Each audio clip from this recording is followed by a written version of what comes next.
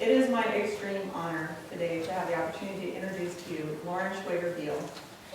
Lauren comes to us as the Executive Director and Co-Founder of DC Greens, a nonprofit that leverages partnerships to support food education, food access, and food policy in the nation's capital. Lauren currently serves on the DC Mayor's Commission on Healthy Youth and Schools and received the Exemplary Civic Activism Award from the DC Federation of Citizens Associations in 2011. In 2014, Lauren was named a Toyota Mother of Invention at Tina Brown's Women in the World Summit. Quite an honor. Lauren is originally from Hyde Park on Chicago's South Side. She has a BA from Princeton University and a master's in anthropology from NYU with a focus on culture and media. Before moving to Washington, D.C. and founding DC Greens in 2009, Lauren worked at Sesame Workshop in the International Education, Research, and Outreach Department. In her 3 years at Sesame Workshop, she oversaw the creation of new co-productions in Brazil and Northern Ireland, coordinating outreach efforts, crafting curricula, and supervising formative and summative research with local partners. So, on that note, let's welcome Lauren.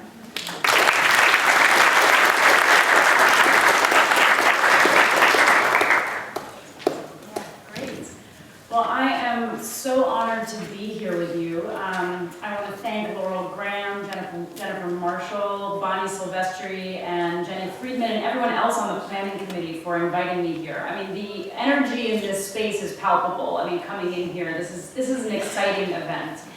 I'm going to move this here. So throughout history, revolutions have been started by hungry people. And in this country, we have figured out a way to keep people full, but not nourished. And what that means is that the revolution's not coming.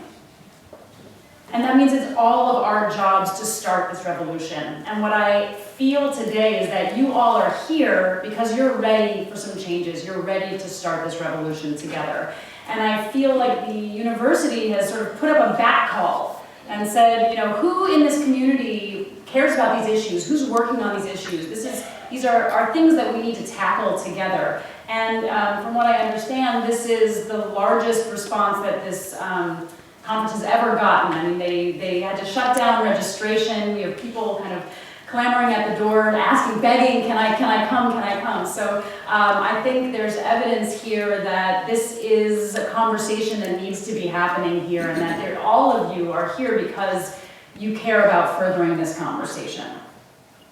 If you look at the program that you have, there's a lot of different topics being covered. We're kind of spanning the entire spectrum, and from the outside, you know, it could almost look like, where's the cohesion? What's, you know, it's hard to find the through line. And what I know is that there's a reason why we call it a local food system, because it's a system with a lot of moving parts. And the fact that you are opening up a space to address so many different elements of the local food system actually mean that you're trying to get to the core of that. And this is exactly how it should be. It should be this way, where you're listening and hearing from people who are working across, you know, different aspects of the local food system. So as Laurel mentioned, I'm the executive director and co-founder of DC Greens. I think it might be easiest to show you a short movie about our work, so you can, I feel like a picture is worth 1,000 words always, and as she mentioned, I had this amazing honor from Toyota this year, and they made this really cool video, and so I'm trying to get as much use out of it as possible. So I'm going to start just by showing you that video and then dive into the rest of my talk.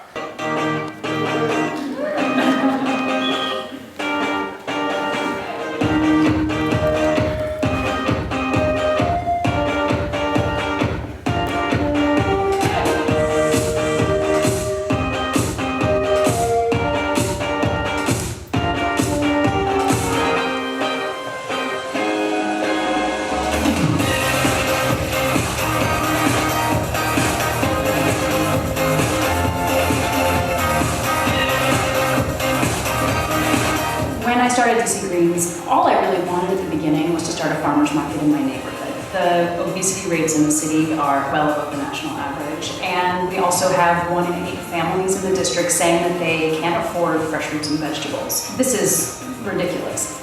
As the nation's capital, Washington, D.C. should be a leader in this issue. We have 93 school gardens. We have 46 farmers markets. The infrastructure is completely in place, and there's so many people that are engaged with the issues here.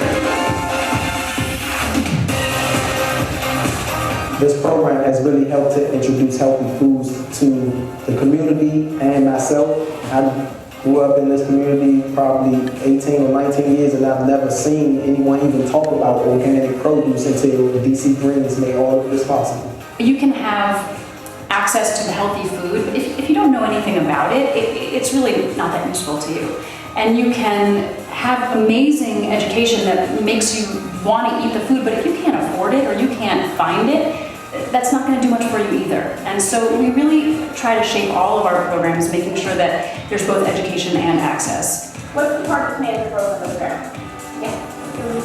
One of the really exciting programs that's come out of DC Green's work is the Growing Garden Teachers Program. We give these teachers everything that they could possibly need to run an integrated school garden program. It's really a privilege to be able to take the kids outside of the classroom and introduce like very tactile ways of learning and exploring. Oh, wow. These schools can be so much more than just classroom education. They can also really be food access points within their communities.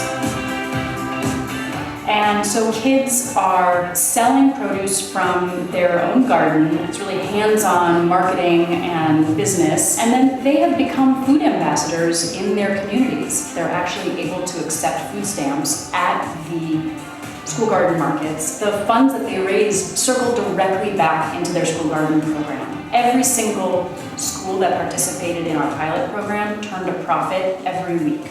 So this is something that can grow. The fruit and vegetable prescription program is incredibly exciting.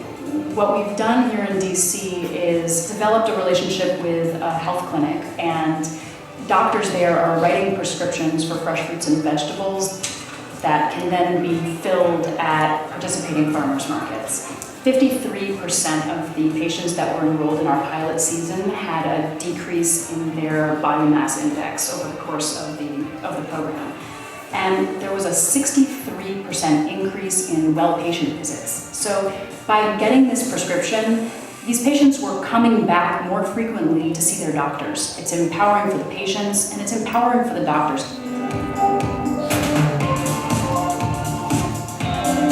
Necessity is the mother of invention. The needs are here, the infrastructure is here. What we're doing is trying to bring those two things together and create innovative solutions.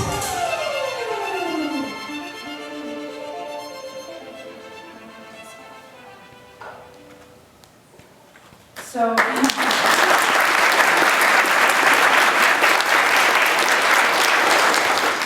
as you can see from that, we were trying to do a lot of different things in DC and trying to bring together a lot of different sectors to work collectively and really amplify collective impact.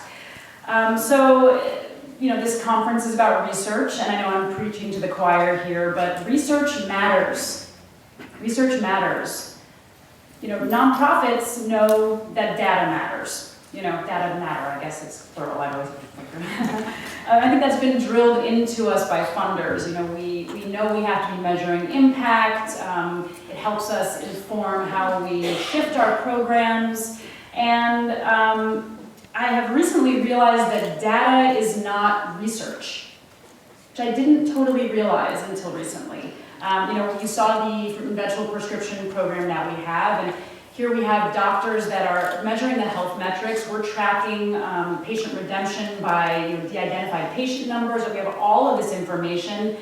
It's amazing. It's exciting. It's sort of shocking that we're actually seeing some impacts on patients that are low income and have high rates of obesity-related chronic illnesses. We're actually seeing changes in their health metrics.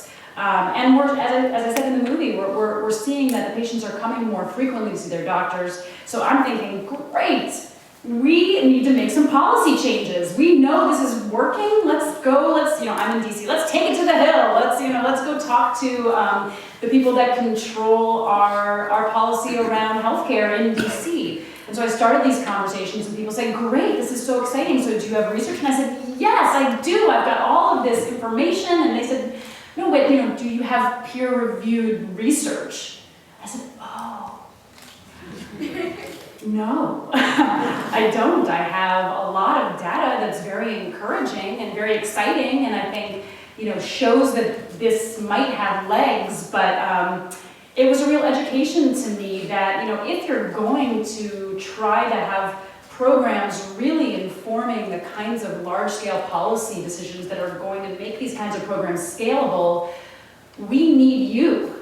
We need people like you who are going to actually carry out peer-reviewed research that is in journals that gives us that leg, gives us that discussion point and our way in to actually be able to affect policy. So to me, that was a real education. But I have to agree with what Lance, I'm agreeing, and I'm appreciative that you made your point, because I think not all research really does matter in that way. I mean, all research matters to some degree, but as you said, not all research is really going to be able to move the needle and move this revolution forward. And I'm speaking from my perspective as a nonprofit leader, again, who's running programs and who is trying to have those programs make an impact on policy. But we're getting calls constantly from people asking to do research with us, and I think of it as sort of like research on the run a lot of the time. You get a call, and I'm always trying to accommodate it because I believe in that kind of collaboration and in supporting research. But a lot of the time, the research that comes out of it really isn't going to matter to our work. And I think what we need to be asking always is, what is this research for? Not only what are we studying, but why are we studying it? Because if we're going to start a revolution together, we need to be in lockstep with each other. And so the research relationships that have been the most meaningful ones for our organizations are, we've just started a relationship with GW University, the George Washington University, where we're just meeting on a monthly basis. We're just meeting with people from the public health department and just listening to each other. We're kind of telling them what we're up to. They're listening. I mean, I'm not sure where it's going to go yet, but it feels good. And it feels like, they're taking the time to really understand what it is that we need so that they can shape research to answer questions that will be helpful for that work. And I know, that's happening here too. I had the opportunity yesterday to tour the Tampa Heights Junior Civic Association Community Center with Lena Young and Kitty Wallace and Laurel Graham. And, first of all, I was so impressed with that project. If you all aren't familiar with it, you should get familiar with it, because it's a very exciting project happening in your backyard. But Laurel said to me that the sociology department has been coming and volunteering and being involved, and she said, we don't really know what that's going to mean yet. We don't really know what the research is going to be. And to me, that is the sign that whatever the research is going to be, it's going to be research that matters, because it's going to be informed by the actual context. And the thing that also occurred to me as I was touring this site is that context matters. Context matters, and you might have heard this before, but I think it's very true. If you've seen one community, you've seen one community. And every community is different. And that means that research is needed on a very local level, because you can't always extrapolate from a research project that happened across the country. It is worthwhile to do the work in your own backyard and to see how the local context actually impacts the research that you're doing. Another way to make research matter is to figure out, what policies are in place, how are they funded, are they working, who are the local advocates, and then working together with those people to make sure that they can take your research and put it to work in this revolution. You don't want your research only making the rounds on the academic circuit. And we need you all to come out into the field and work together with us so that we can then take your research and make it work, make it matter.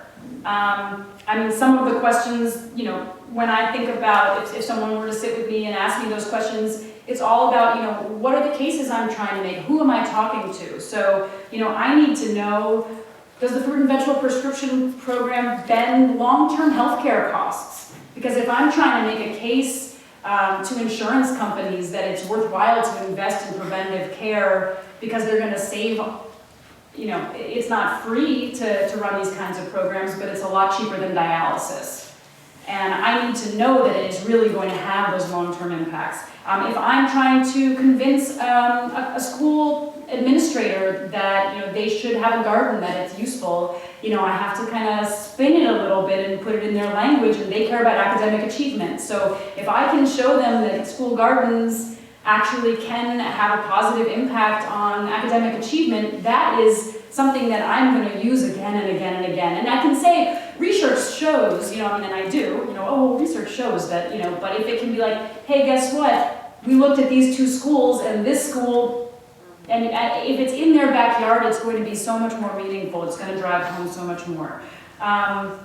You know, when I'm working with the Office of the State Superintendent of Education in DC, which is basically our Department of Education, and, you know, we're trying to convince them to invest in nutrition education in the classrooms, you know, if I can show that nutrition education actually increases the kids' consumption in the cafeteria of the healthier food that they're now being served in DC, because in DC we're very lucky and we have legislation that has improved school food quite substantially, but we still have plate waste issues. So if I can show that intervening and giving a kids a sense of where their food comes from really does make them eat more food, that is an argument that can move mountains.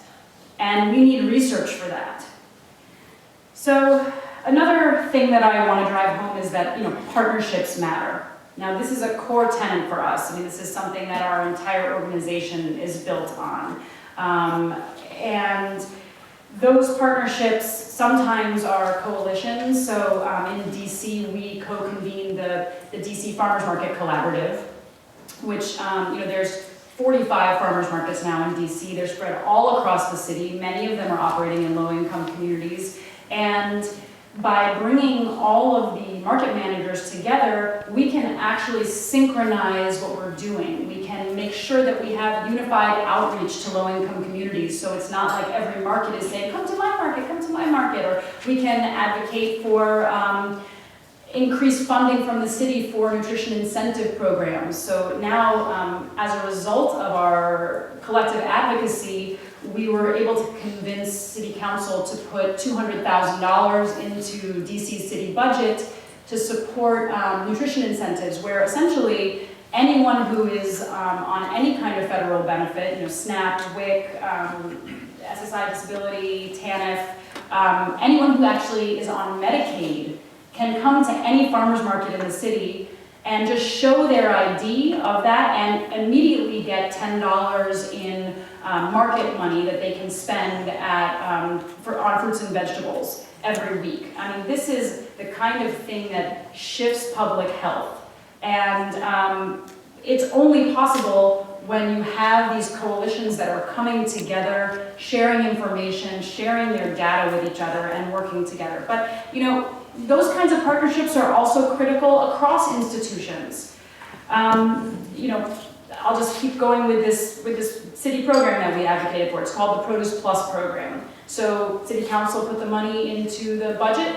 The money went to the Department of Health, and the Department of Health said, we have no idea how to run a nutrition incentive program at farmers markets, which is what it said in the budget line. So here we had the Farmers Market Coalition basically stepping forward, working together with the Department of Health. The Department of Health also recognizing that maybe they weren't the best entity to be doing outreach on this program. You know, our government, most governments have very cumbersome procurement processes, that things are more expensive than they should be because of all of the regulations. And, you know, to have everyone at the table really honestly identifying their strengths and their shortcomings as an institution allows everybody to bring what they do best to the table. And when we're working collectively, it is so critical that everybody lead with their strengths and bring those strengths to the table. So now, you know, essentially the Department of Health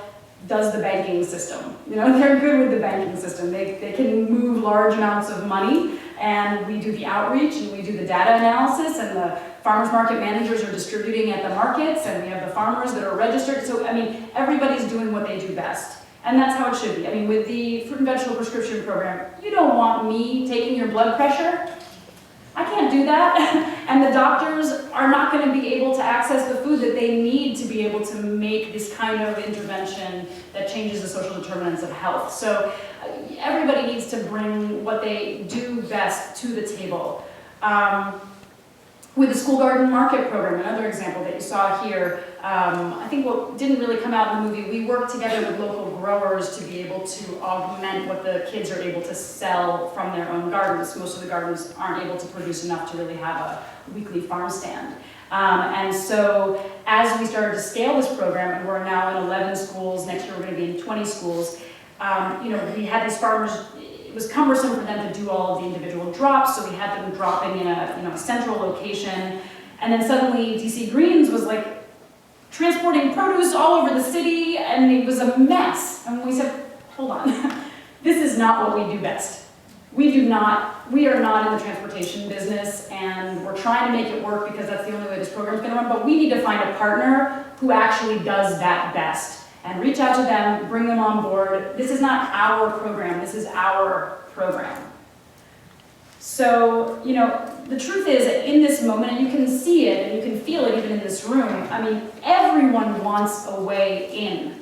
Everyone wants to contribute to moving the needle on the ridiculous, this horrible health metrics that we have in this country and this broken food system that we have. And none of us can do it alone.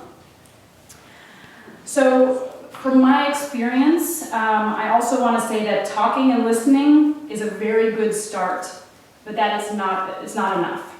And in DC, there are tons of professional networks. We have, as I mentioned, the DC Farmers Market Collaborative, the DC Schoolyard Greening Consortium, the DC Farm to School Network, the DC Food Leadership Coalition. I mean, I could go on and on. There are so many conversations happening where people, you know, nonprofit leaders or, you know, professional networks where people are coming together to discuss. And, you know, what we realized as an organization very early on is that there's so much collective will towards collaboration. But at the end of the day, someone needs to also do the work of the collaboration.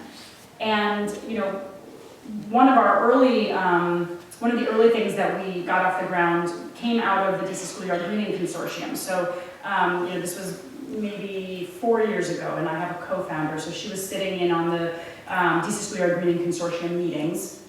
And it was all of these nonprofits who, you know, do work with school gardens, and they were saying, gosh, you know, there's all of these school gardens in the city, and the teachers just really have no idea how to use them. They just, you know, it's like people have been putting in school gardens without any thought to, you know, how do you maximize the school garden? How do you actually make it something that is meaningful in terms of both health and sort of supporting educational achievement? And they said, we really should do, you know, a professional development thing. And yeah, we really should do it. And sort of everyone was, no one had the time to do it. And they shouldn't be expected to have the time because they have their own mission. They have a full-time job just trying to get done what it is that they're supposed to get done. And so DC Green said, well, we can organize that. We'll organize that. And that has grown into this really amazing cohort of garden-based educators that come together on a monthly basis. We are tapping the local nonprofits to come and train these teachers. We bring in national experts to train them. We give them seeds. We give them, you know, seedlings. We give them interns from the local colleges. We give them best practices, you know, curriculum materials, not things that we've written, but things that are agreed upon to be the best in class. Because, teachers should not be expected to have to figure this all out themselves when we have best practices in the world. So my point with all of this is that you need an entity that can really focus on carrying out the collective will. And I think you all should be asking yourselves, who is that body for you? Is it an organization in this room? Is it this university? I think it's something that as this movement is coalescing here, figuring that out is going to be really key. Sort of my last big comment that I want to make is that I think we need to all, and this is speaking sort of for the food movement more broadly, stop our obsession with innovation. There's this sort of idea, maybe it's just as part of our kind of cultural moment where we think everything has to be new, everything has to be new. And you know what? Nothing is new. We as an organization really pride ourselves in taking national best practices and putting them in the service of local solutions. And there are all of these national networks. We're hooked into the National Farm to School Network, we're hooked into the Wholesome Wave Network that does a lot of food access work at farmers markets, and it allows us to listen and hear what's happening in other places. Because nothing is new. It's either happened in history before or it's happening someplace else across the country before, and it shouldn't matter if it's new. It should matter if it works. And there's only one way that we can know if it works, and it's research. So today I ask you to go absorb everything that this day has to offer, step outside of your area, go and listen to something that you don't know anything about, because it might inform you in ways that you could never have imagined. In this room, introduce people to each other, find creative connections. It's possible. This community, like most communities, is probably a lot of overlapping circles. And you might be that point of overlap. So if you see two people and you know them, introduce them to each other. Let's go out there. This revolution depends on us. It depends on days like this. And I am excited to continue the day and do it together with you. Thank you.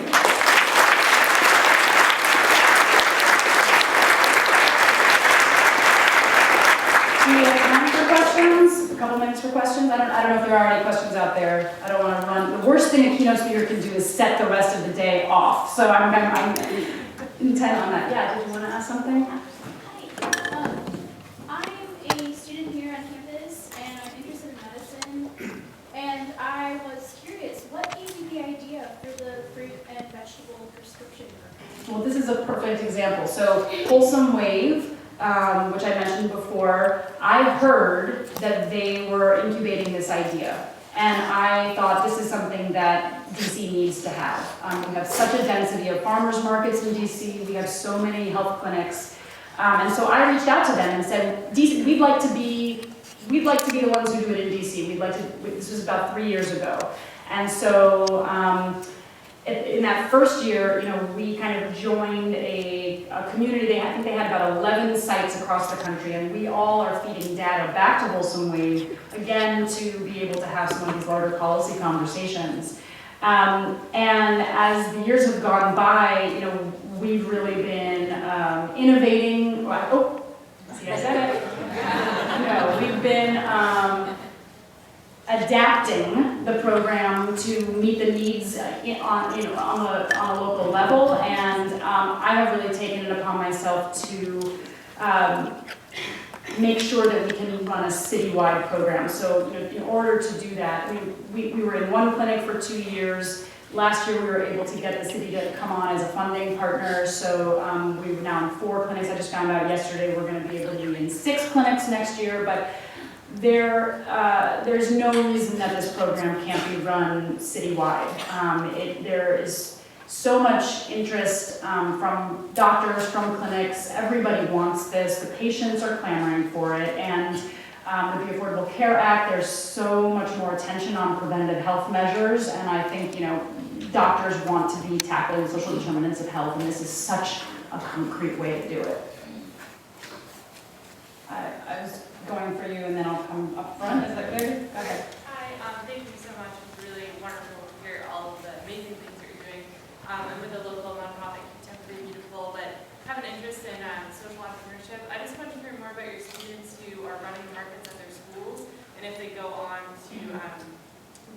have job opportunities through that? That's a great question. And, this is just one example of how, I think that particularly at the high school level, the entrepreneurship becomes a really key way to get kids excited about the garden. I mean, it's funny because when you're in elementary school, it's enough just to be like, oh my gosh, like, you put a seed in the ground and it turns into food. Like, that is a miracle. I mean, that's a miracle, but as they get older, you have to find other ways to really engage them. And just one thing that we've been doing with the School Garden Market program is we're now partnering with the Carlisle Group, which is basically like DC's big financial group, and we are trying to bring them in to do some really targeted business training and hopefully be able to make some professional connections for the kids as well around that. But we're looking for opportunities for them, not only at their own school garden markets, but also selling at other markets, or trying to make as many connections as possible for the kids. It's a great question. Did you have a question, sir, right in front? Yeah. Yes. My name is Watson Morales. I guess I want to piggyback off the young lady's question about the school market program. My question is, I understand that DC has that program right now, right? That's right. So my first question is, do they have it here in Tampa? And if they do, how can schools who are really struggling, especially with low-income schools, if you will, how can they get access to that and to kind of help us, bring their community up?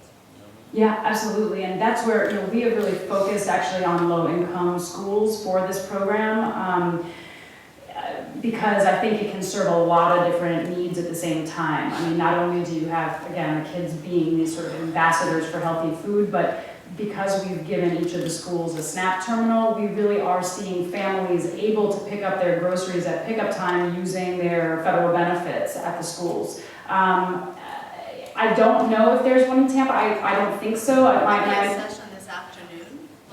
There's a session this afternoon when Talking someone's about this. working on that, actually. Yeah, that's great. That's great. And I think, there's no reason that this program can't be in any school. I mean, I think what's exciting about it is that it turns schools into healthy food access points in communities often that are really struggling with food access issues.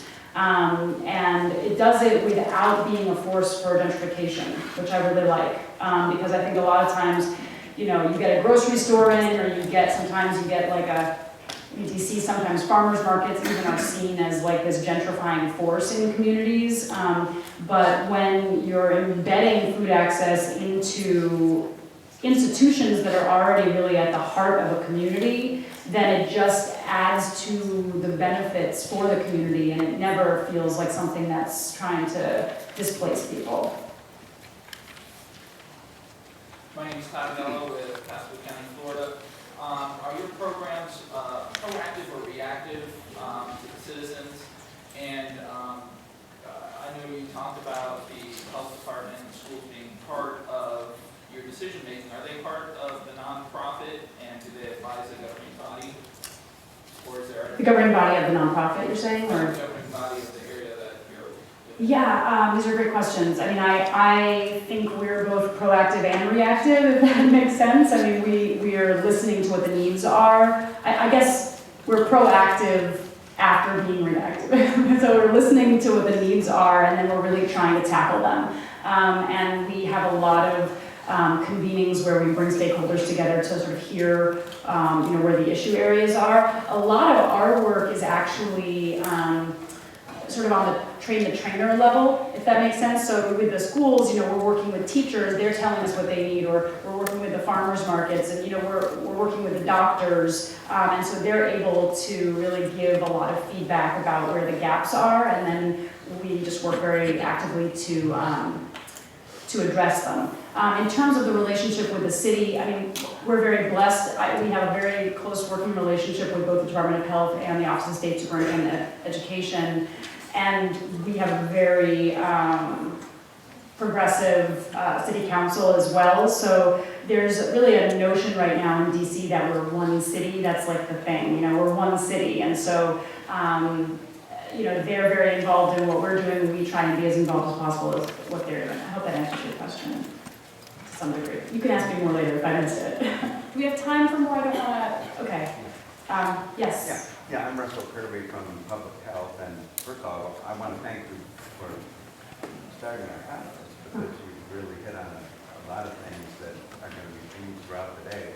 But I realize that we should have actually had you do an all-day workshop, introductory session. But I wanted to ask you a question, because a lot of what you're doing has to do with community engagement and developing partnerships.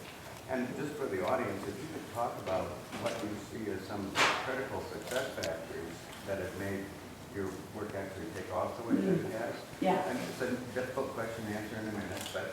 I think the most important one is not taking credit for things.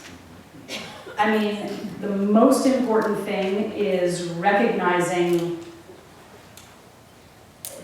and it seems ridiculous to do that after showing you this. I mean, it was an embarrassing moment a little bit. I have to say, it was a little embarrassing with partners when I got this award, and I was like, no, it's so many people, and I tried to, I was like, there's so many people working on this issue, and, but, you don't say no, so, but I do think that one of the keys to our success has really been that, and we follow through, I think we try and bring people together, we listen to what, and people have been used to saying, we've got this problem, I wish we could do this, I wish we could work together, and then when you actually come back and give them the thing that they asked for, they start to trust you. And I think that trust is critical to this. And especially with nonprofits, and you're probably in the same situation here, the funding, everybody's there's this weird sort of competitive underpinning, or can be. And I think that, more and more, even funders are recognizing that this kind of work really requires collaboration. And we, working together is, you can't get it done alone. So, I hope that, again, those are just a couple of thoughts, but I think that has been a key. I don't want to run us off, but gentleman in the back, yeah. Hello, yes, my name is Winston Figueroa. I represent Hillsborough Community College, Student Government Association, as well as SFB. In March, we have an event going on with American Student Government Community College Association. I was wondering if there's any legislation that you want us to press home dealing with sustainable things towards our conference. Wow, well, why don't I get you my card and we can talk more. There's a lot. And I can also put you in touch. There's a wonderful, Harvard actually now has a center for, I'm going to get the name wrong, but it's for food and food policy legislation, and they're really compiling a lot of kind of key federal level policy initiatives. Let's talk more. Come and find me. Yeah. Yes, sir. Good morning. Thank you for your presentation. I actually enjoyed the video a lot. Okay. By the way, my name is David Timmelgreen. I'm from the anthropology department here at USF. And I'm really glad to hear you talk about the role that research plays here, research-led methods. But one thing I think we all recognize, for those of us who are doing research, research costs money. The research dollars are very limited, especially in this environment right now. And when you go and talk to donors who support projects at NGOs, they're more interested in funding the project, the sexy part of it.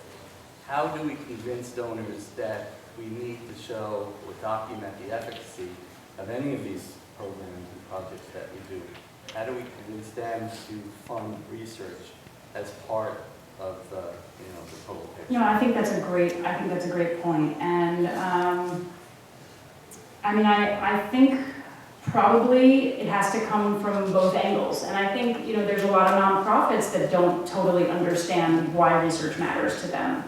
And my hope is that if we can encourage this kind of engaged, community engagement with research where you're showing me why it matters to me to have you there, and it's clear to you why it matters to you to follow some of my leads on what we really need, then we can start to have those conversations with funders from both angles. And it's, you know, it's a shift, it's a sea change, and I think the more that you all can go out and help convince people who are doing work on the ground that research does matter, and, you know, don't do the research on the run.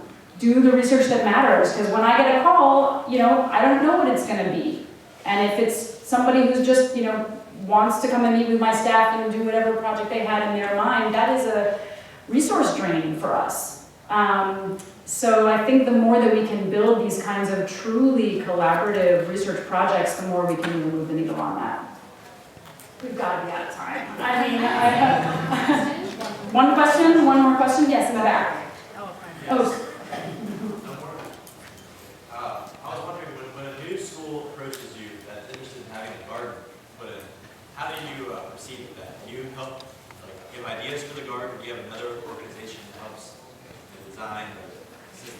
Yes, yes. Okay, so what we usually do is my education director will go to the school, meet with them, get a kind of a lay of the land, find out sort of what they want, and at that moment say, when you get your garden off the ground, make sure that you are sending your garden coordinator to our growing garden teachers cohort, because that is where they're going to be given the most professional development support as possible. And here are the 4 nonprofits in DC that are going to want to work with you to design your garden and get it off the ground with you. And we have realized over time that we can't do everything. So, you know, making sure, and again, you know, the more that we are sending people to other nonprofits, the more that we are buying goodwill with those other nonprofits and really making sure that everybody's doing what they do best.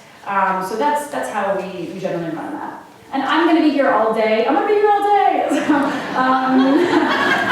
So, you know, please come up and find me. I'm so excited to hear from all of you. I have a 6 o'clock flight out, so you got me until I leave for the airport. Thanks so much.